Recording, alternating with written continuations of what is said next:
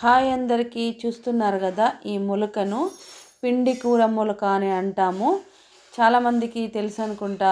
ఇది అయితే కిడ్నీ స్టోన్స్కి అయితే చాలా ఉపయోగం అని అంటాము. ఎందుకంటే మేము కూడా ఒక 3-4 టైమ్స్ అయితే తిన్నాము. మా సిస్టర్స్ కూడా కిడ్నీ నొప్పి వచ్చినప్పుడు కూడా ఈ కూరను అప్పుడప్పుడు వండుకొని అయితే తింటాము.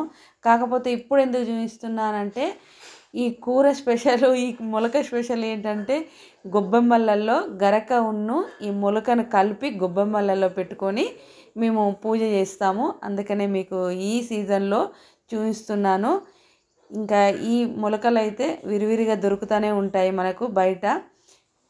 చూసారు కదా ఇలా ఉంటుంది మొలక. మీకు తెలిసిన వాళ్ళైతే కామెంట్ చేయండి. మేమైతే 3-4 టైమ్స్ అయితే తిన్నాము వండుకొని. కర్రీ కూడా చాలా బాగానే ఉంటుంది. ఇంకా స్టోన్స్ కోసం అయితే ఖచ్చితంగా తినాల్సిందే కదా. సో లైక్ చేయండి ప్లీజ్.